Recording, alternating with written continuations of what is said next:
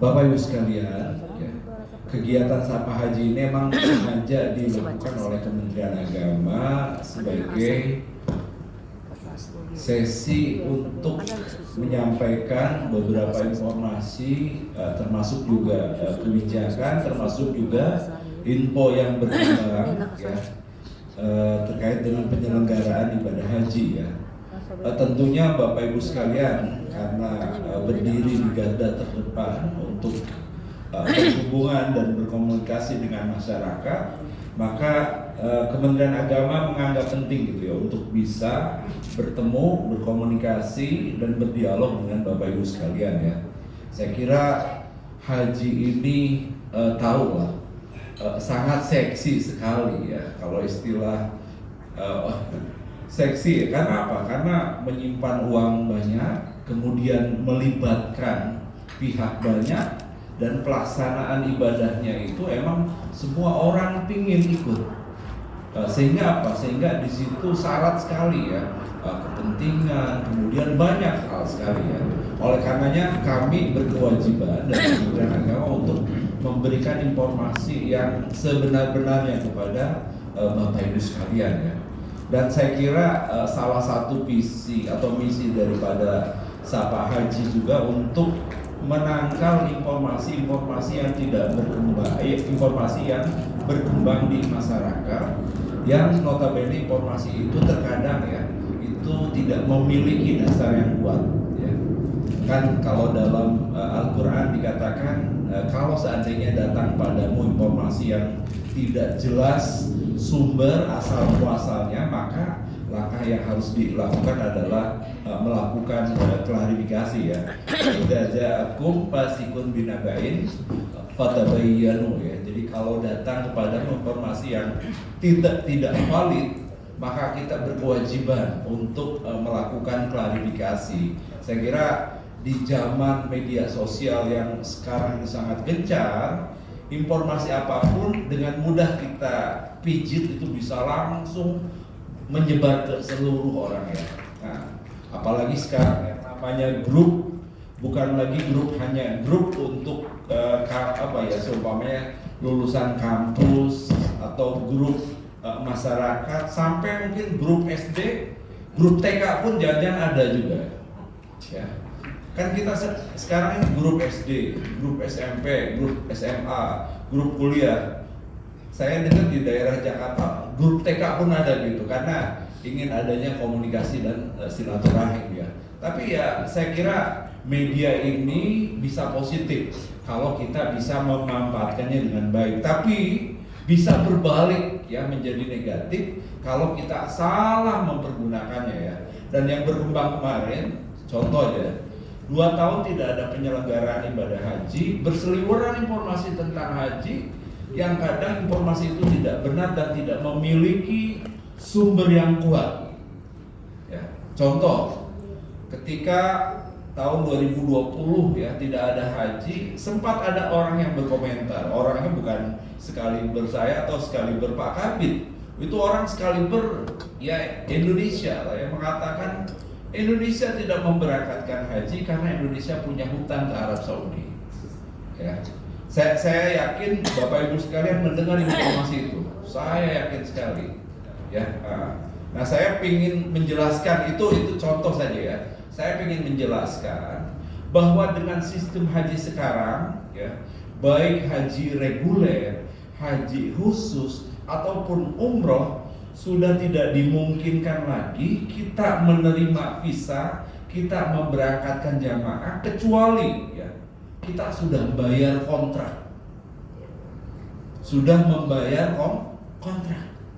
Walaupun mungkin tidak per individu bayarnya, ya, tapi cara yang dilakukan seluruh warga Indonesia yang akan melaksanakan ibadah haji, kontrak akomodasi, kontrak catering, kontrak transportasi, kontrak pesawat, kontrak seluruh layanan yang ada di masyair. Nah, ketika itu terpenuhi, maka Arab Saudi akan mengeluarkan visa. Jadi visa itu tidak akan keluar kecuali seluruh layanan-layanan yang akan ditempati itu semuanya sudah dibayarkan. Saudi saya kira sangat berkepentingan dengan hal ini ya. Kalau seandainya nanti ada warga luar Saudi datang ke Saudi tidak punya akomodasi, terlantar, akhirnya menjadi beban pemerintah mereka. Nah ini saya kira penting juga, penting disampaikan. Karena apa? Karena jangan sampai orang menganggap Indonesia punya hutang. Saya bilang hutang dari mana? Belum berangkat pun kita sudah membayar. Ya, belum berangkat sudah bayar, bahkan sudah lunas. Ini yang kadang nggak tahu apa ya.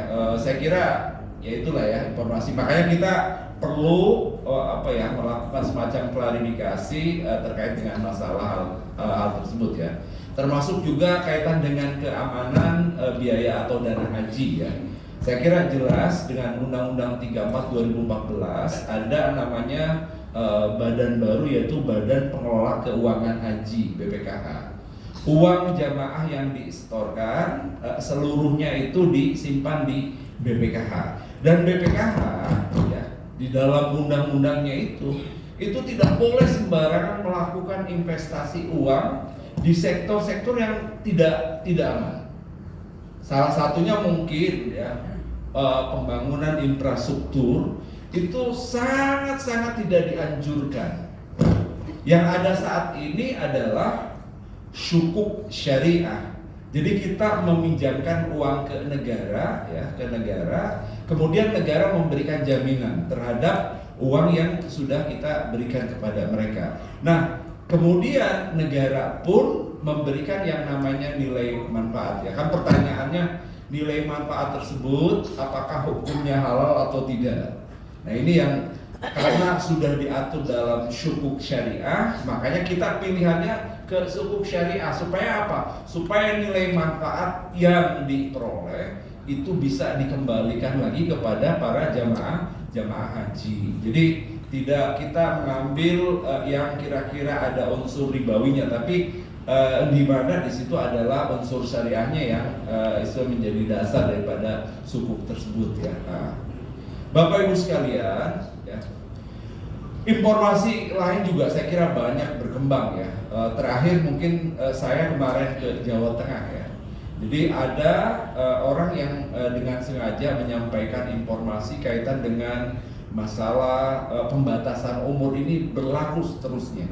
Ini harus diini juga. Jadi pembatasan umur yang diberlakukan pemerintah Arab Saudi itu hanya diberlakukan pada saat musim pandemi. Itu clear. Menteri Haji ya langsung memberikan klarifikasi pada saat konferensi pers di Jakarta saat ditanya oleh wartawan. Ya. Gimana Menteri Haji kaitan dengan kebijakan umur 65 tahun? Apakah ini diberlakukan selamanya atau ini ada pembatasan waktu untuk sementara waktu? Jawaban diplomatis yang disampaikan oleh Menteri Haji, kami memberlakukan pembatasan umur karena kami menganggap haji tahun 2022 adalah haji pandemi. Ya. Ketika haji pandemi itu sudah hilang, maka sudah tidak ada alasan kami melakukan pembatasan umur kepada para jamaah haji ya. Dan ini ya yang terjadi di Jawa Tengah dan beberapa daerah lainnya itu terjadi penarikan besar-besaran setoran awal jamaah haji karena informasi itu berkembang. Dan itu anehnya ya, mohon maaf, anehnya orang-orang yang sudah mengambil setoran awal atau menarik itu mereka lebih memilih umroh. Entah ada hubungannya dengan travel umroh atau enggak, saya nggak tahu. Tapi yang jelas itu diarahkan ke sana. Dan ini menurut hemat kami ya, ini sangat disayangkan sekali. Karena apa? Khawatirnya informasi itu kan mungkin disampaikan oleh orang ya, kemudian dia percaya saja. Nah sementara sebenarnya kalau saja mau menunggu 2-3 tahun kemudian itu bisa berangkat ya. Nah ketika dia tarik, kemudian dia pergi umroh, kemudian dia pengen haji lagi kan, oh saya daftar lagi, nunggunya 30 tahun lagi. Padahal dia seharusnya 2-3 tahun kemudian itu harus berangkat. Nah ini yang terjadi ya, kemudian juga saya kira mungkin juga ramai juga dibicarakan terakhir kaitan dengan vaksin meningitis ini ya. Mungkin ini juga perlu menjadi clear sebenarnya gimana ya. Jadi Menteri Haji waktu tanggal 26 setelah berjumpa dengan Menteri Agama, kebetulan saya ikut mendampingi ya pada saat di Bali dan di Jakarta ya. Jadi ditanya oleh wartawan juga, Pak Menteri Haji gimana kaitan dengan persyaratan kesehatan khususnya kewajiban vaksin meningitis ya. Jawaban yang disampaikan oleh Menteri Haji, kami tidak mensyaratkan persyaratan kesehatan ya, termasuk di dalamnya vaksin meningitis. Ini masih koma ya, masih koma. Karena ternyata 3 atau 4 hari kemudian setelah Menteri Haji pulang ke Arab Saudi, tiba-tiba kami membaca rilis di medianya Kementerian Haji bahwa Kementerian Haji masih mewajibkan pemberian vaksin meningitis. Ini saya bilang ini gimana ini? Menteri Haji datang dan berdiri ya di depan forum terbuka, dan itu wartawan bukan 1-2, puluhan wartawan, mereka ingin tahu informasinya. Dijawab seperti itu. Balik ke Arab Saudi, tiba-tiba beberapa hari kemudian muncul rilis bahwa vaksin meningitis masih diwajibkan. Saya bilang ini masalah betul, ini kaitan dengan masalah komunikasi ya. Nah, dan mohon maaf mungkin saya juga agak sedikit punya pengalaman kurang pas ya kaitan dengan masalah ini, kaitan dengan penyampaian informasi di atas, ternyata di tingkat bawah itu tidak sama dan tidak nyambung ya. Nah ini kaitan dengan tadi ya. Itu pun belum titik ya, masih koma nih. Mungkin supaya clear ya. Jadi beberapa hari kemudian, saya kira agak lama sih, jangka waktunya sekitar mungkin 20 atau 25 hari kemudian, itu datang surat edaran takmim ya dari Hay'ah At-Thairul Madani, GAKA. Kalau boleh di sini kita samakan, itu seperti angkasa puranya bandara ya. Itu mengeluarkan surat edaran yang bunyinya itu ada 3 poin. Pertama, ya, kewajiban menggunakan vaksin meningitis itu hanya diberikan kepada orang yang datang ke Arab Saudi dalam rangka melaksanakan ibadah haji. Kemudian yang poin kedua, bagi jamaah yang akan melaksanakan umroh tidak diwajibkan mereka untuk vaksin meningitis. Poin ketiganya, bagi pihak-pihak yang tidak mematuhi terkait aturan tersebut, maka akan dikenakan sanksi yang sesuai dengan tingkat pelanggarannya. Loh, saya bilang ini gimana ini? Informasi pertama gini, informasi kedua gini, informasi ketiga gini. Ya, ini simpang siur terus terang, simpang siur ya. Dan kewenangan kaitan dengan pengenaan kaitan vaksin ini emang menjadi domainnya Kementerian Kesehatan. Kita pun tidak bisa ambil peran kaitan dengan masalah itu ya. Kemudian semalam saya buka lagi di, kalau nggak salah di kompas.com ya, kaitan dengan masalah ini ya. Jadi pihak Kementerian Kesehatan melalui juru bicaranya ya, Ibu, kalau nggak salah Ibu Nabiatul Mulzi atau siapa itu, mengatakan bahwa sampai saat ini Kementerian Kesehatan masih mewajibkan. Nah ini menurut saya gini ya, akan jauh lebih bagus dan lebih baiknya saat ini kita mempergunakan apa yang disampaikan oleh Kementerian Kesehatan terlebih dahulu. Karena Konon infonya, walaupun saya tadi tanya di perjalanan, katanya vaksin meningitis jumlahnya sangat-sangat terbatas di Pekanbaru ini. Tapi informasi dari juru bicara Kementerian Kesehatan, mereka mengatakan saat ini didistribusikan ke seluruh provinsi terkait dengan ketersediaan vaksin meningitis. Artinya untuk saat ini Kementerian Kesehatan masih mengatakan mewajibkan kaitan dengan vaksin meningitis. Itu yang kita pegang dulu. Karena informasi ini kan terus bergulir nih, informasi bergulir. Nanti kalau seumpamanya sudah clear, ya, ada pernyataan resmi dari pihak Kementerian Kesehatan kaitan dengan tidak diwajibkannya vaksin meningitis, saya kira nanti Kementerian Agama akan membuat surat ke seluruh kanwil provinsi terkait dengan edaran tersebut, ya. Jadi gitu ya, supaya nanti clear ini gimana ya. Mungkin tadi saya dengar juga di tengah perjalanan Pak Ahmad menyampaikan sudah mencabut ya kaitan dengan vaksin meningitis. Saya dapat informasi semalam, saya baca kan di koran, kebetulan juru bicara Kementerian Kesehatan. Jadi itu yang sekarang kita pegang dulu. Sampai nanti ada clear surat dari Kementerian Kesehatan mengatakan tidak wajib, baru nanti kami informasikan kemudian ya. Bapak Ibu sekalian, ya. Isu juga yang ramai kaitan dengan haji itu kaitan dengan kuota. Ya. Nah, kebetulan nanti ada juga di sini tentang tulisan saya tentang kuota ya. Coba dibuka berikutnya, lagi next ya. Nah, berikutnya Mas. Ya. Kuota haji Indonesia, ya, itu juga salah satu yang ditanya banyak warga RI, warga negara ini ketika ada acara sapa haji ataupun penyuluhan. Kira-kira tahun 2023 kuota kita akan kembali normal atau tidak? Ya. Clearnya sampai saat ini belum ada informasi kaitan dengan kuota kembali. Menteri Haji hanya mengatakan tahun depan insya Allah akan ada penambahan kuota.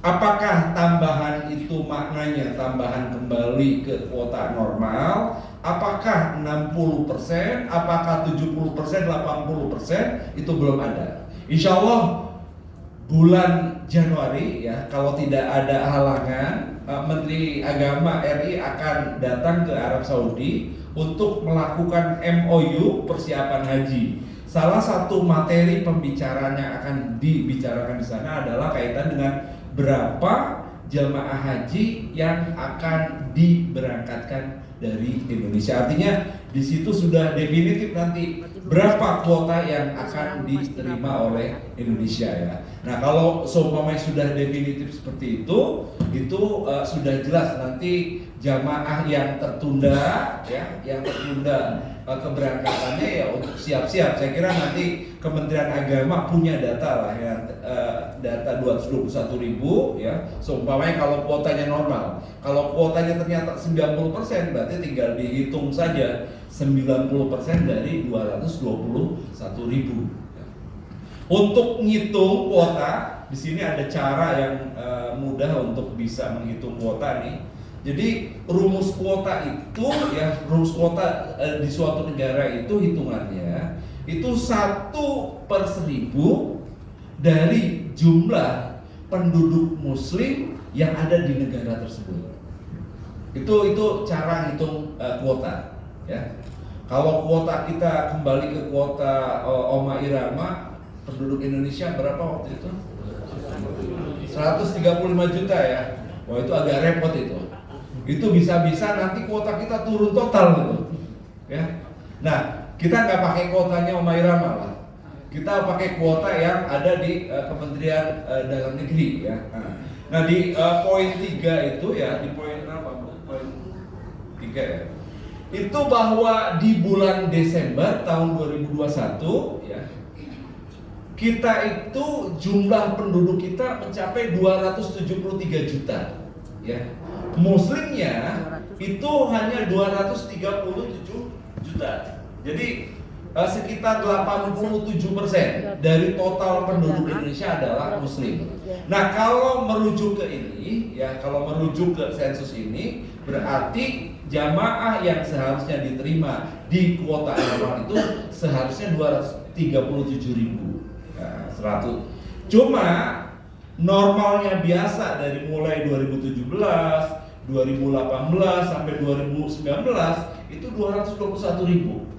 Normalnya yang biasa. Artinya kalau dengan hitungan itu jumlah penduduk muslim 221 juta. Ya, itu data yang mungkin beberapa tahun yang lalu ya. Pertanyaannya kan begini. Pemerintah mengajukan nggak sih kaitan dengan tambahan setiap tahunnya?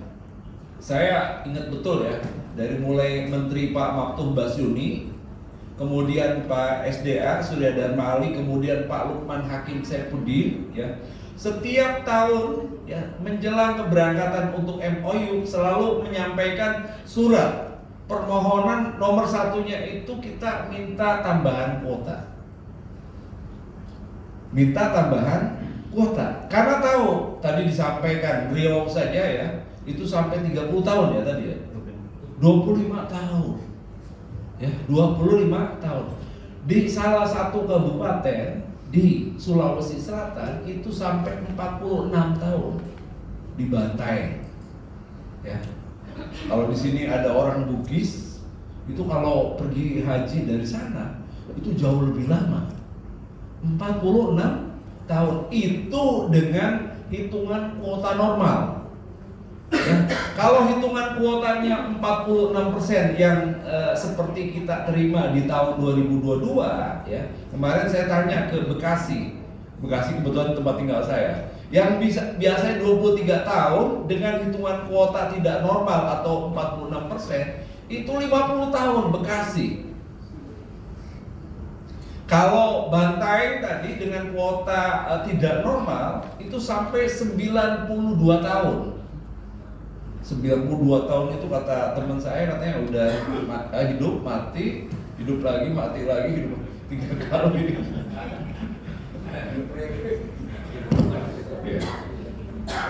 Luar biasa. Permasalahan kuota yang kita hadapi ini ternyata tidak mudah ya, tidak mudah. Nah, itu disampaikan di 3 atau 4 periode menteri itu, setiap menjelang MOU disampaikan. Jawaban yang disampaikan oleh Saudi apa coba?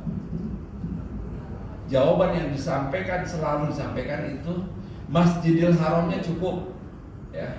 Masjid Nabawinya cukup, Arafahnya cukup, yang nggak cukup apa? Minanya. Selalu yang disampaikan oleh mereka ya, Saudi itu secara resmi ya, ma'al asaf asyadid katanya.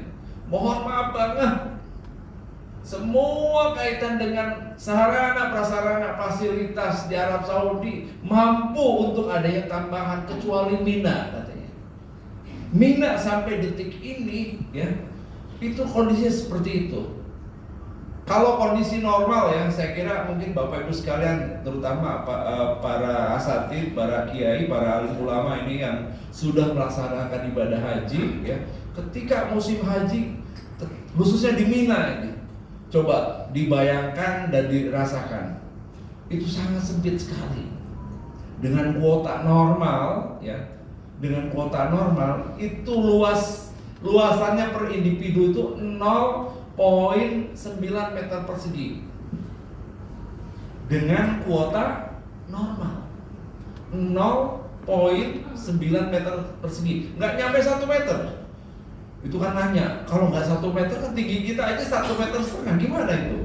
Jadi 1 meter persegi itu apa, luasnya dengan panjangnya 1 meter. Bisa jadi nanti mungkin panjangnya 1,5 meter, luasnya mungkin setengahnya gitu ya, 50 cm. Jadi seperti itu kondisinya yang terjadi di Arab Saudi ya.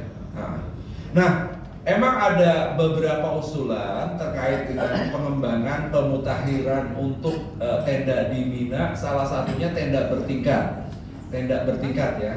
Boleh. Ya. Terakhir Terakhir itu bahkan pihak Arab Saudi mengatakan rencana mereka tidak hanya akan mengembangkan 6 tower yang ada di sekitar Jamarat itu, 6 tower. Saat ini kan ada 6 tower ya, 6 tower yang berdiri di sebelah Jamarat yang itu digunakan jamaah. Nah, itu rencananya Saudi itu akan membuat model tower seperti itu di tenda-tenda jamaah haji. Emang nggak mudah juga Saudi ternyata ya kaitan dengan pembangunan tower. Saya dengar dan saya baca juga ya di beberapa media Arab Saudi, beberapa ulama dari mereka itu masih tidak mengizinkan untuk adanya pembangunan tower di tenda-tenda di Mina. Ya, alasannya masih alasan agama. Jadi kalau di Mina itu tidak boleh lagi ada yang menghalangi.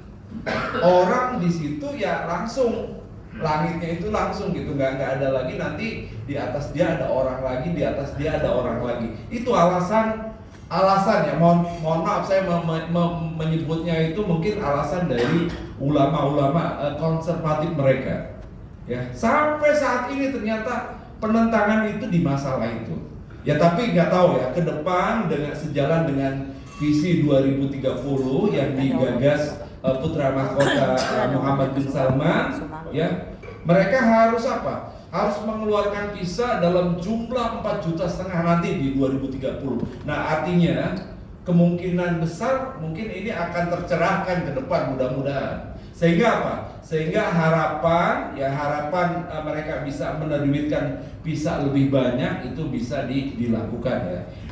Dalam dokumen visi 2030 itu mereka mengatakan setahun kami harus menerbitkan visa untuk haji ya itu 4,5 juta.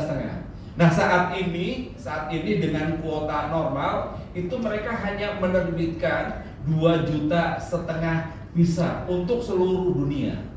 Artinya kalau 4,5 juta itu diharapkan nanti bisa sampai 2 kali lipat atau 200% dari visa yang diterima oleh jamaah saat ini ya. Nah untuk jamaah umroh dengan visi 2030 nanti itu mereka diharapkan bisa mengeluarkan dan menerbitkan visa sampai 30 juta visa untuk umroh.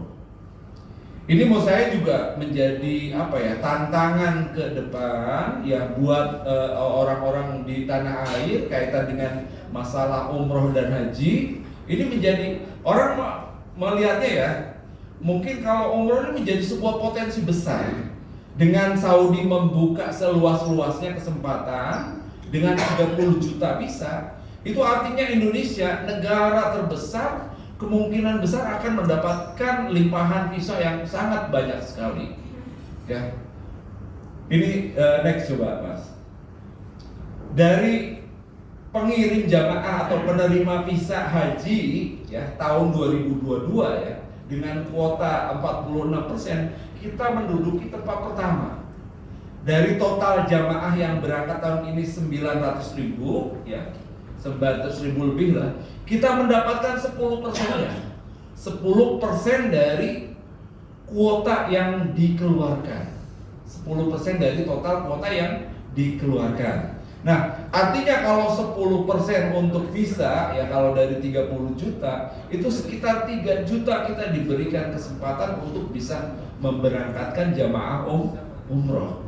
Kalau hitung-hitungannya dengan 10%. Ya, nah ini dengan 10% aja jamaah haji kita ini terbanyak dari seluruh dunia yang mengirimkan jamaah ke tanah suci ya. Bapak Ibu sekalian ya, itulah kondisi kuota yang ada saat ini ya. Sempat muncul diskusi dan wacana ya. Saya nggak tahu kalau di Riau ini kuotanya kuota provinsi atau kabupaten. Kuota provinsi ya. Kuota provinsi itu artinya kuota itu diberikan kepada provinsi dan provinsi membagi kuota tersebut berdasarkan nomor urut pendaftar atau sering disebut dengan nomor porsi untuk semua jamaah haji yang ada di Provinsi Riau. Di luar Riau, Jawa Barat, Jawa Tengah, kemudian Jawa Timur, kemudian ada sebagian provinsi yang lainnya itu membagi kuota provinsi itu ke kuota-kuota kabupaten kota. Ya. Jadi kalau dibagi ke kabupaten kota itu biasanya sudah menentukan setiap kabupaten itu berapa porsi, berapa kuota yang diterima oleh masing-masing. Ya. Nah, ya ini juga bukan tanpa masalah ya. Mungkin ada orang berpikir, wah menarik juga nih kalau seandainya kuota haji kita bagi menjadi kuota kabupaten. Ternyata ini kejadiannya seperti di Sulawesi Selatan. Penduduk di sebuah kabupaten yang secara ekonominya kuat itu akan lebih banyak mendaftarkan diri untuk daftar haji. Sementara di kabupaten lain yang notabene mungkin ekonominya biasa-biasa saja, itu tidak banyak mendaftarkan untuk haji. Yang terjadi di Sulawesi Selatan itu Bantaeng itu paling banyak 46 tahun. Tapi di saat bersamaan di kabupaten yang lain di luar Bantaeng di Sulawesi Selatan itu hanya 23 tahun. Artinya selisihnya berapa? 23 tahun, padahal di provinsi yang sama, ya. Jadi bukan tanpa ada masalah. Mungkin kita berpikir juga, wah ini menarik juga nih kuota kalau dibagi ke kabupaten kota, ya dibagi ke kabupaten. Ternyata ya ini yang dialami oleh Sulawesi Selatan. Sulawesi Selatan itu sampai kepala Kemenaknya itu yang di Kabupaten Bantaeng itu datang ke saya. Mereka minta lagi untuk dikembalikan lagi kuotanya menjadi kuota apa? Provinsi. Karena apa? Karena tadi sudah saking panjangnya waiting list yang mereka dapati, ya. Dan kalau itu pun nggak mudah juga. Kalau seumpamanya nanti kata mereka dikembalikan provinsi, belum tentu kabupaten lain di provinsi tersebut menerima terkait dengan masalah itu. Ya, jadi ada tawaran lagi, ini tawaran yang menarik juga ya, untuk supaya kuota kita tidak terlalu panjang ini. Jadi beberapa daerah atau beberapa provinsi yang saat ini waiting listnya panjang itu diberikan kuota lebih. Supaya apa? Supaya masa tunggunya relatif bisa turun. Sementara ya ini ya konsekuensinya beberapa provinsi yang masa tunggunya mungkin tidak tidak terlalu panjang, bahkan disebut pendek, itu akan naik. Karena apa? Karena mereka tidak akan mendapatkan kuota sebanyak seperti sebelumnya.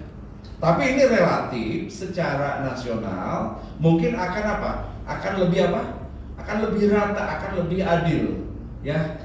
Jadi akan lebih sama. Jadi masa tunggunya ketika dengan pola tersebut, kemarin kami mencoba exercise ya, itu mungkin 23 sampai 33 tahun masa tunggunya.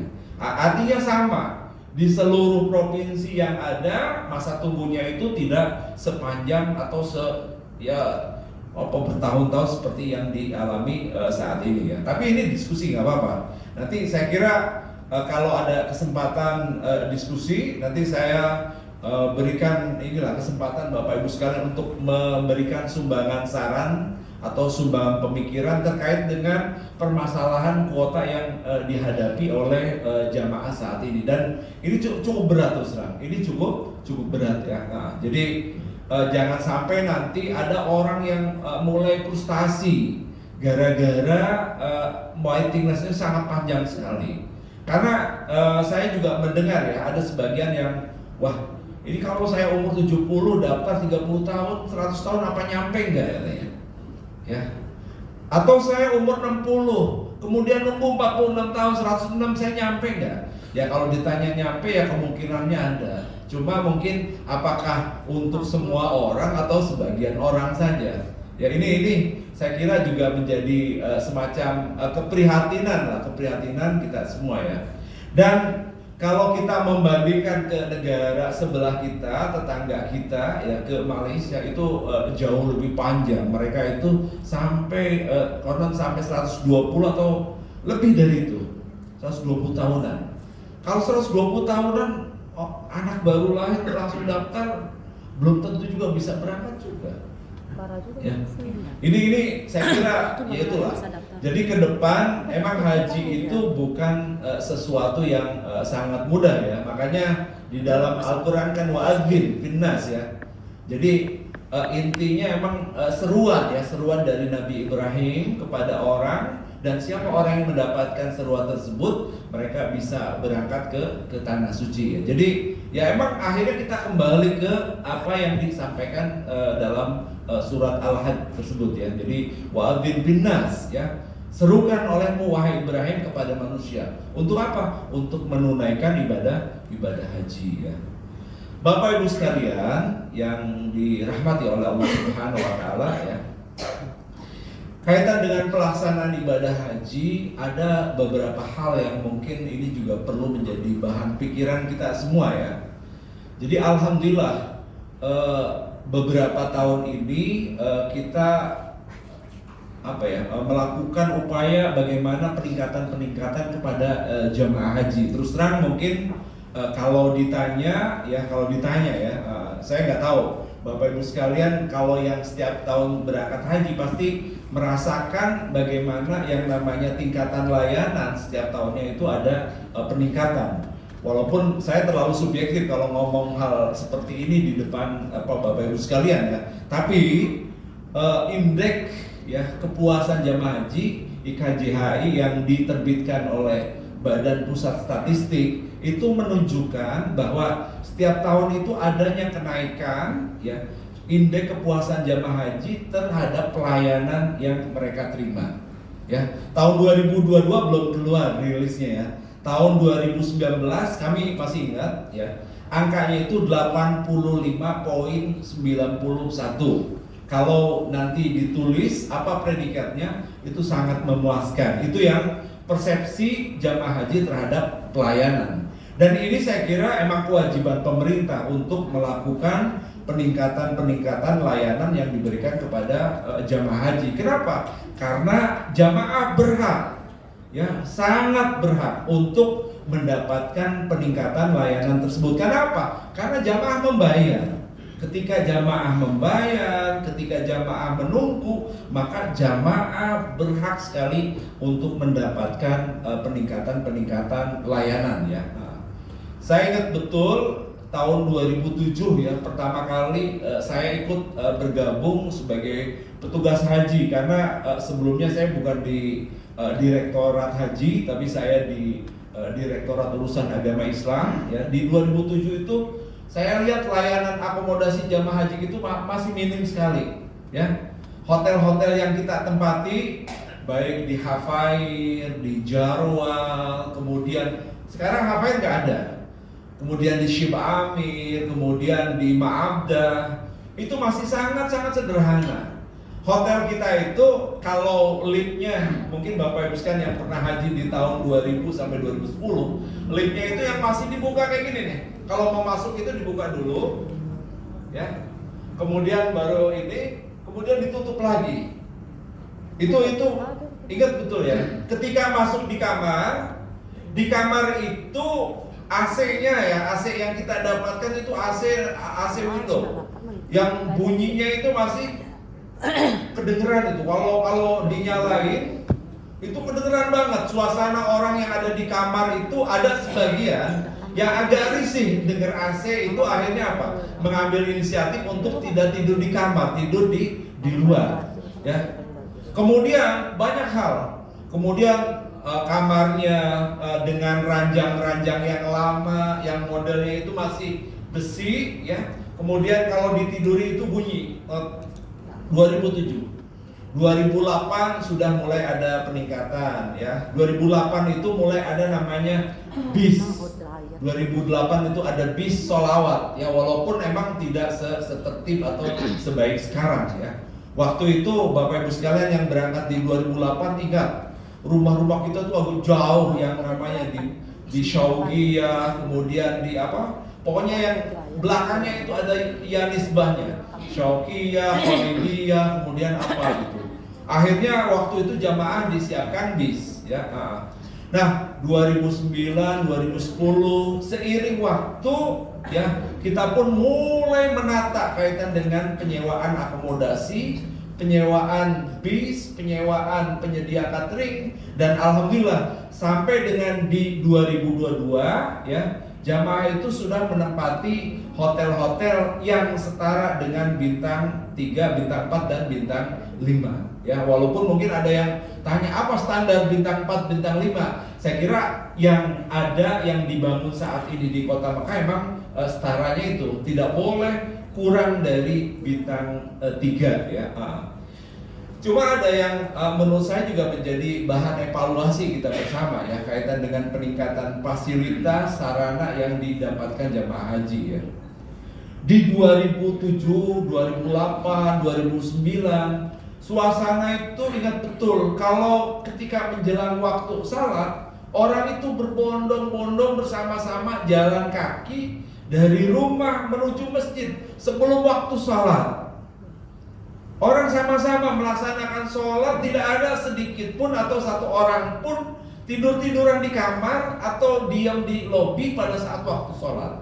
Nah sekarang, ya ini saya kebetulan keliling juga ya. Ketika masuk waktu sholat, di hotel-hotel jamaah itu jamaah masih berkeliaran, masih duduk-duduk, masih ngobrol, masih nonton TV, masih pokoknya melakukan aktivitas. Nah sementara yang sholat ya sholat, sementara yang lain betul-betul menikmati dengan sarana prasarana yang mereka terima. Bahkan yang seneng bola, ini masalahnya ya. Yang seneng bola itu ya udah nontonnya bola, adzan lewat ya. Nah ini menurut saya juga ini menjadi salah satu poin evaluasi ya. Jadi peningkatan layanan yang diterima seharusnya juga dibarengi, disertai dengan peningkatan ibadah yang kita jalankan seperti sebelum-sebelumnya ya. Jangan sampai kita menurun. Dan mohon maaf lagi ya, ini juga terjadi. Ternyata semakin bagus dan semakin baik dan semakin ada peningkatan, ternyata tingkat kritis jamaah itu semakin tinggi. Tingkat kritisnya ya. Yang namanya selesai sholat ada fenomena jamaah nunggu di depan lift, contoh di Madinah ya. Itu langsung difoto, langsung divideokan, dikirim kemana-mana. Lihat fenomena jamaah sedang antri di depan lift ya. Di depan lift kemudian dikirim pertama ke siapa? Ke DPRD tingkat 2 ya. Kemudian dikirim lagi ke DPRD tingkat 1. Mungkin belum direspon. Dikirim lagi ke Menteri Agama. Nah kebetulan temennya itu punya nomor HP-nya Pak Jokowi, dikirim juga ke Presiden RI. Saya kira ini luar biasa ya. Dengan ya sebenarnya tidak ada masalah sih ya, tidak ada masalah. Cuma di situ itu jadi ketika peningkatan layanan diterima ternyata emang tingkat kritis jamaah itu semakin tinggi. Dan ini buat penyelenggara, buat penyedia layanan ini menjadi hal yang positif untuk bahan evaluasi. Cuma begini, saya juga agak bingung nih untuk kasih solusi kaitan dengan antri setelah sholat ya. Di Madinah contoh ya, hotel di Madinah kan relatif ya tingkatannya seperti itu. Habis sholat selesai langsung pulang bareng-bareng, kemudian nunggu lift. Nah kalau liftnya jumlahnya 5, yang turun 450 tetap harus antri ya, tetap harus ya nunggu ya. Kalau saya sih melihat solusinya ini sekedar tawaran saja. Jadi kalau seperti itu adanya berarti harus ada pengaturan kaitan dengan jadwal kepulangan. Setidaknya tidak berbondong-bondong selesai salam mereka langsung kembali ke hotelnya. Ada sebagian dari mereka mungkin setelah sholat selesai membaca Al-Quran ya. Kemudian ada setelah sholat selesai, kalau di Mekah ya tawaf sunnah dulu ya. Jadi mungkin itu juga salah satu tawaran solusi. tawaran solusi bagaimana supaya apa? Supaya antrian jamaah pada saat selesai melaksanakan sholat 5 waktu itu bisa kita minimalisir lah setidaknya. Ya. Nah, ini menurut saya juga menjadi poin evaluasi yang perlu juga kita semua memikirkan. Ya, Kementerian Agama concern kaitan dengan masalah itu, termasuk juga melakukan sosialisasi, ya, melakukan komunikasi dengan para alim ulama supaya ini menjadi poin, ya. Khususnya KBIHU, ya, KBIH dulu ya. KBIHU saya kira perlu juga diberikan informasi seperti itu karena apa? KBIHU itu yang terus istilahnya nempel dengan para jamaah haji, ya. Orang loyalitas ke KBIHU itu jauh lebih tinggi dibandingkan loyalitas ke yang lainnya. Makanya KBIHU itu menjadi apa? Menjadi corong juga kaitan dengan masalah sosialisasi ini. Jadi pertama kaitan tadi ya, peningkatan layanan yang diterima jamaah haji, jangan juga nanti membuat kualitas ibadah jamaah haji itu menurun, ya. Kedua itu kaitan dengan pengaturan jadwal kepulangan, pengaturan jadwal keberangkatan, ya. Sebanyak apapun bis yang disiapkan oleh para penyedia layanan, tapi kalau seandainya jamaah mungkin polanya pola yang sama seperti sebelumnya, saya kira nggak akan cukup, ya. Makanya saya ingat betul Saudi itu ya ketika pertama kali menerapkan konsep tarodudi, bis yang disiapkan untuk jamaah haji pada saat berangkat kemana? Ke Arafah, ke Muzdalifah, ke Mina, ya, sistemnya apa? Tarodudi, ya. Ternyata setelah saya coba tanya ke mereka yang kebetulan Naqabah Amah di Sayyarah, ya, mereka itu punya konsep bagus. Konsep bagusnya itu gini. Bis kapasitasnya per satu bis itu berapa? 45 orang. Jamaah yang ada di Mekah pada saat menjelang pelaksanaan wukuf itu 2,5 juta. 2,5 juta. Nah, 2,5 juta dibagi 45, coba. 2,5 juta dibagi 45, berapa muncul angkanya? Coba. 2,5 juta dibagi 45. Ada keluar? Ada yang hitung nggak? Coba, berapa? 55 apa? 55 ribu. 55 ribu. Nah, sekarang dihitung setiap bis itu panjangnya berapa? Ya, satu bis lebih. Saya kira sekitar 15 meter. Nah, 15 meter dikali 55 ribu bis. Ternyata panjang bis dengan panjang jalan yang menghubungkan antara Mekah dengan Arafah itu masih panjang bis.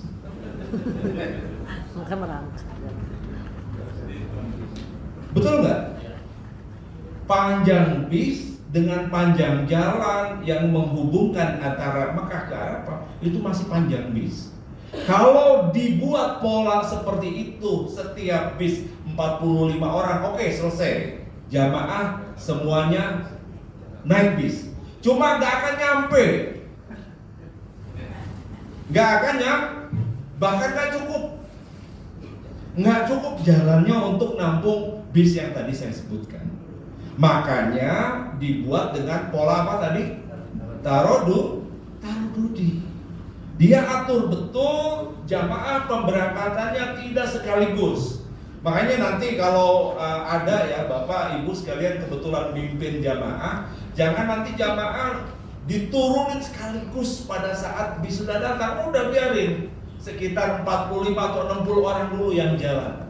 Berikutnya itu nunggu giliran berikutnya nunggu. Makanya kita kalau melepas bis ya dari Mekah ke Arafah yang jaraknya nggak terlalu jauh ya 12 kilo, itu dari mulai pukul 7 pagi ya, kalau lagi kuota normal itu sampai pukul 10 sampai 12 malam, Pak. Baru selesai. Dan itu alhamdulillah semuanya terantarkan dan semuanya kebawa sampai ke Arafah.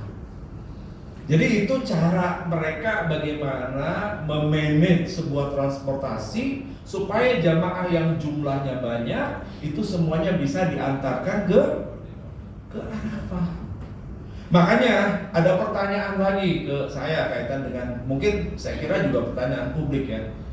Itu kok pemerintah tidak menyiapkan pola tarwiyah, kenapa?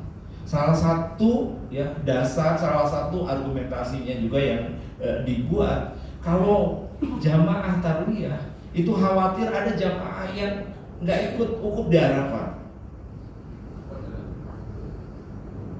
Itu pasti. Karena untuk mengantarkan ke Arafah saja butuh berapa? Dari pukul 7 sampai pukul 12 malam. Coba 12 plus berapa? Plus 5, 17 jam. Apalagi kalau seumpamanya jamaah pertama diantarkan ke Mina dulu. Kan baru keluar Mina tuh habis apa? Habis sholat kan? Kalau yang tarwiyah itu habis sholat subuh atau jam 7 lah. Ya, jam 7. Dan itu mungkin akan jauh lebih ini lagi. Jam 12 malam baru selesai nganterin. Padahal wukuf mulai dari pukul 12 siang. Ini juga salah satu kenapa pemerintah memutuskan tidak adanya tarwiyah. Dari sisi operasional agak susah dilakukan. Makanya mengambil kebijakan seperti itu. Toh tarwiyah pun ya bukan bagian daripada wajib atau rukun haji ya. Ada sebagian mengambil inisiatif, monggo silahkan. Tapi pemerintah dalam hal ini negara akan lebih berpikir bagaimana supaya jamaah semuanya bisa dihantarkan ke Arafah. Dan Arafah itu adalah apa? Al-Hajju Arafah. Karena wukuf di Arafah merupakan rukun haji ya. Bapak Ibu sekalian yang kami hormati ya, kaitan dengan masalah ibadah pun ya, mungkin ini juga menjadi concern kita bersama ya, bahwa ibadah haji yang kita lakukan ini adalah ibadah fisik, betul nggak? Ibadah fisik, betul ya? Ya sepakat kita ya. Nah, saya seringkali memberikan ilustrasi mudah ketika orang bicara kenapa ibadah haji itu ibadah fisik ya. Jadi kalau kita berdiri di depan Ka'bah mau tawaf keliling Ka'bah tanpa baca satu kalimat pun, ketika kita berkeliling 7 kali, hukumnya kira-kira sah nggak tawafnya? Sah nggak? Sah kan? Sah. Ada orang hafal bacaan dari mulai putaran pertama sampai putaran ke-7, tapi dia tidak putar mengelilingi Ka'bah, kira-kira sah nggak tawafnya? Sah nggak? Artinya apa? Ibadah haji adalah ibadah fisik. Sama halnya ketika di tempat sa'i, orang berkeliling sa'i ya, mulai dari Sofa, Marwah, Sofa. Yang dia baca apa? Allahumma barik lana fima razaqtana wa qina adzabannar. Seumpamanya. Sah nggak kira-kira kalau 7 putaran sampai berakhir di Marwah? Sah nggak? Sah. Kalau orang hafal bacaan sampai 7 putaran itu, tapi dia tidak berkeliling dari Sofa ke Marwah, kira-kira sah nggak? Tidak sah. Makanya menurut saya perlu juga dipikirkan jamaah itu disiapkan di fisiknya. Contoh lain, ini supaya Bapak Ibu sekalian sama persepsinya ya. Saya tanya, jarak antara tenda di Mina ya, apalagi nanti bicara Mina Jadid ke Jamarat itu berapa kilo kira-kira? Mina Jadid 7 kilo. Berapa? Mina Jadid sekali pergi 7 kilo. 7 kilo. Bolak-balik 14. Jadi jangan 7 kilo lah, kita itu kasih 5 kilo saja lah ya. Kita kurangi 2 kilo Pak. 5 kilo ya, seumpamanya ya. Dari tenda ke Jamarat 5 kilo. Pulang pergi jadi berapa? 10 kilo. Pernah nggak kita ajarkan jamaah haji kita untuk berjalan 10 kilo? Saya tanya bro. Alhamdulillah belum. Hah? Alhamdulillah belum Pak. Kita terlalu ini ya, terlalu berpikir dari hal-hal yang sifatnya sathiyah kata orang Arab itu. permukaan, sementara yang menjadi kewajiban fisiknya tidak pernah kita latih mereka. Coba saya tanya Kemenag ya. Kemenag ini ada nggak program ya, ini ketika BIMSIK ya, untuk melatih jamaah ini jalan kaki gitu. Jangan 10 kilo, 2 kilo saja, ada nggak? Ini ada nggak dari kawan? Ada nggak penyuluh? Penyuluh ada, penyuluh? Mana penyuluh? Pernah nggak melatih jamaah untuk jalan kaki 2 kilo? Kemarin ada usulan, ya ada usulan ini dari jamaah, saya kira bukan jamaah, dari kepala KUA daerah Subang di Jawa Barat. Pak, itu dimasukkan di dalam kurikulum, nanti kurikulum bimbingan manasik buat jamaah haji reguler. Saya bilang, oke, saya pertimbangkan. Nanti coba kita ke depan akan masukkan untuk latihan fisik jamaah ya jalan kaki minimal 1 kilo atau 2 kilo lah. Jadi jamaah sebelum BIMSIK Pak di KUA kecamatan itu mereka kita suruh jalan kaki dulu Pak. Jalan kaki dulu ya. Setelah jalan kaki dikasih nasi kuning ya. Ada nggak di sini makanannya apa yang khas ini kira-kira di Riau ini? Lontong. Hah? Dikasih lontong, ya. Habis dikasih lontong baru dikasih manasi, gimana Pak? Kira-kira Pak? Mantap nggak? Ya, jadi habis jalan kaki, ya 2 kilo, ya. Kemudian setelah itu dikasih lontong, baru dikasih manasi. Kira-kira kalau olahraga itu keperluannya apakah untuk haji doang nggak? Enggak kan? Saya kira orang dilatih fisiknya dengan jalan kaki, kesehatan itu berguna ketika dia saat haji dan berguna juga setelah haji. Ya. Nah, saya juga mungkin ngasih gambaran juga nih kepada Bapak Ibu sekalian ya. Jadi kami ini ada data ya, ada data kaitan dengan angka kematian jamaah haji. Ya, ini juga perlu menjadi dasar kita semua ketika kita memformat sebuah manasik ya. Jadi angka kematian jamaah haji relatif tidak mengalami kenaikan, artinya mungkin normal lah ya. Itu sebelum pelaksanaan wukuf. Ketika selesai pelaksanaan wukuf, ketika selesai pelaksanaan mabit, ketika pelaksanaan jamaah selesai, itu meningkat langsung tajam Pak. Ternyata setelah dianalisa ya, angka kematian jamaah haji menaik atau meninggi atau mengalami peningkatan itu setelah pelaksanaan manasik sampai tanggal 13 Zulhijjah. Faktornya apa? Karena faktor kelelahan. Dan kelelahan menjadi penyebab tertinggi kematian jamaah haji. Nah ini menurut saya juga menjadi poin evaluasi bagaimana ke depan jamaah-jamaah yang mau diberangkatkan di samping diberikan ilmu manasiknya ya, bacaan-bacaannya juga dilatih fisiknya, sehingga pada hari haknya nanti mereka melaksanakan ibadah haji, mereka sudah dalam kondisi siap ya. Ini kan enggak ke pasar aja ibu-ibu naik apa Bu? Naik motor, betul nggak Bu? Walaupun dekat 500 meter, 100 meter, pernah nggak kita jalan kaki? Enggak. Ya kita naik motor. Padahal itu menurut saya juga menjadi latihan kita untuk bisa melatih fisik kita ya. Nah, jadi saya kira itu poin evaluasi kita ya, poin evaluasi ke depan bimbingan manasik yang kita lakukan di samping kaitan dengan materi juga kaitan dengan masalah fisik ya.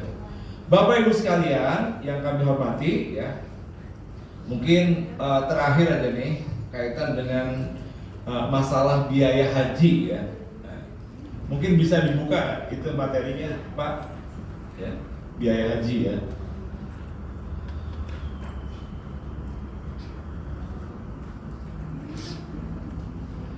Bapak Ibu sekalian, biaya haji yang dibayarkan oleh jamaah saat ini dan sebelumnya ya, saya kira Bapak Ibu sekalian tahu lah ya bahwa biaya yang dibayarkan jamaah itu ternyata yang dibayarkan itu tidak seluruhnya diambilkan dari uang jamaah haji, ya. Di tahun 2017, 2018, 2019, ya, biaya kos biaya haji yang dikeluarkan pemerintah itu angkanya sampai 70 juta. Tapi yang dikenakan kepada jamaah itu hanya 35 juta. Berarti jamaah dikenai berapa? 50% dari total pembiayaan, ya. Nanti saya bicara juga itemnya apa yang dibayarkan.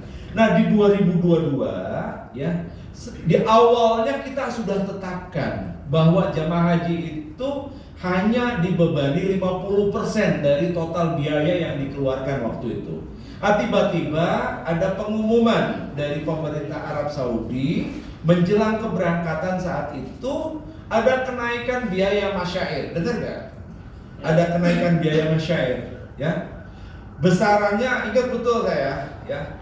5.656 rial. Kalau dirupiahkan itu kisarannya sekitar 22 jutaan lebih, hampir 23 jutaan, ya. Nah, kenaikan biaya tersebut diumumkan itu 5 hari menjelang keberangkatan kloter awal. Dan kita dari sisi pemerintah ini sangat khawatir kalau seandainya pembebanan kenaikan itu nanti ditanggung oleh jemaah haji. Karena apa? Karena waktunya yang sangat sempit. Kita bukan ngurus jemaah haji satu kecamatan, 2 kecamatan yang dekat, tapi seluruh pulau yang ada di tanah air itu ada jemaah hajinya. Kalau orang tinggal di kepulauan, ya, yang mau masuk ke ibu kota kabupaten atau ibu kota provinsi itu butuh 2 hari 2 malam naik boat, naik feri atau naik kapal laut. Nah, itu kan butuh waktu. Belum lagi butuh waktu untuk ngumpulin juga uangnya. 22 juta itu bukan sedikit, banyak kan? Akhirnya diputuskan di tahun 2022, ya, yang 22 juta tersebut atau 5.656 real itu dibebankan kepada nilai manfaat, disubsidi, ya. Ini istilah subsidi juga menurut saya juga kurang pas juga mungkin, ya. Jadi jamaah membayar hanya 50%. 50%-nya itu dari nilai manfaat, dari subsidi yang diperoleh dari mana? Dari hasil setoran awal yang dibayarkan oleh jamaah haji, bukan dari yang lain-lain. Jamaah haji seluruh Indonesia totalnya 5 juta, mereka menyerahkan setoran awal 25 juta. 25 juta itu yang nanti disimpan di sukuk syariah. Nah, nilai manfaatnya itu yang dikembalikan lagi kepada para jamaah haji, bukan dari pemerintah, ya, dari uang yang disetorkan oleh jamaah haji. Jadi makanya jamaah haji itu berangkat dengan uang jamaah mereka juga. Ada pertanyaan lagi ke saya juga, Ustaz, itu gimana sih itu kaitan dengan hukum nilai manfaat ini? Kami kan bayar 25 juta, ya, 25 juta plus 10 juta pada saat pelunasan. Nah, tapi kok kami mendapatkan namanya nilai manfaat sampai 35 juta. Kalau hitungan dengan sistem syariah saja, ya, itu nggak sampai, istilahnya apa, ya, bunganya, ya, itu nggak sampai segitu. Itu gimana itu? Hukumnya yang sisanya itu gimana? Ya. Apakah halal atau tidak? Ya. Jadi ternyata gini, ketika kita menyimpan uang di bank, kontraknya itu adalah akdul wakalah. Akdul wakalah itu kontrak mewakilkan, bukan akdul wadiyah. Ya, bukan kontrak menyimpan. Menyimpan itu seperti kita menyimpan uang di bank, kemudian suku bunganya per tahunnya itu ada besarannya, ya. Ada 4%, 5%, sampai 6%. Nah, itu yang tidak dilakukan. Tapi yang kita lakukan yaitu akdul wakalah, mewakilkan, ya, mewakilkan uang kita kepada negara untuk dikelola dan hasil pemanfaatannya tersebut dikembalikan lagi kepada jamaah haji. Nah, itu yang terjadi. Makanya status hukumnya, ya, itu halal, ya, tidak ada masalah. Karena ada orang yang masih bertanya itu, Jadi yang diterima jamaah kemudian dipakai keberangkatan ke tanah suci itu adalah halal ya. Kembali lagi ke biaya haji ya. Jadi 2022 jamaah itu dikenai tambahan sekitar 23 juta dan itu tidak dibebankan ke masing-masing jamaah haji tapi dibebankan kepada nilai manfaat. Makanya tahun lalu itu total cost yang dikeluarkan itu sampai 98 jutaan. Ya, sampai 98 jutaan ya. Jadi akhirnya apa? Akhirnya ketika itu diputuskan, ya akhirnya pemerintah bersepakat waktu itu bagaimana supaya biaya ini ditanggung dan tidak dibebankan. Cuma kemarin kami agak ini juga ketika mendengar penjelasan dari BPKH, Badan Pengelola Keuangan Haji, yang mereka menyimpan uang jamaah haji, katanya begini, ini hasil laporannya ya. Kalau seandainya uang yang dibayarkan jamaah di 2023 itu dengan pembayaran nilai yang sama sebagaimana dibayarkan di 2022 ya, itu akan terjadi pengambilan nilai manfaat yang sangat besar. Jadi itu nanti bisa mengambil nilai pokok.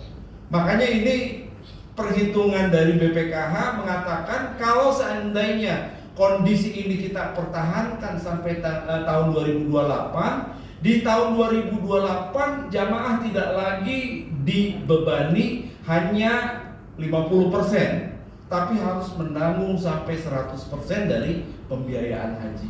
Kalau kita pertahankan pembayaran haji di tahun 2023 itu dengan nilai yang sama seperti yang dilakukan di 2022. Karena apa? Tadi nilai manfaatnya yang terlalu besar diambil sehingga itu akan menghabiskan terhadap nilai manfaat yang seharusnya diberikan kepada jamaah haji setiap tahun ya. Nah kemarin itu sedang didiskusikan oleh BPKH, kira-kira kalau supaya aman, supaya kesinambungan haji ini bisa berlangsung dan jamaah tidak dibebani seluruh pembiayaannya bagaimana? Ya mau nggak mau pilihannya seperti tahun-tahun sebelumnya, jamaah itu dibebankan sekitar 50% dari biaya yang harus dibayarkan. Ya itu yang sedang ditawarkan oleh BPKH. Nah kami pun sama, dari sisi kami sedang berdiskusi ya di internal Kementerian Agama, sama halnya DPR juga. Kalau disetujui, yaitu kemungkinan besar di 2023 ini akan terjadi yang namanya penyesuaian pembiayaan haji ya. Supaya apa? Supaya keberlangsungan kesinambungan haji ke depan masih bisa kita lakukan dan jamaah tidak dibebani 100% sebagaimana tadi yang disampaikan oleh BPKH ya.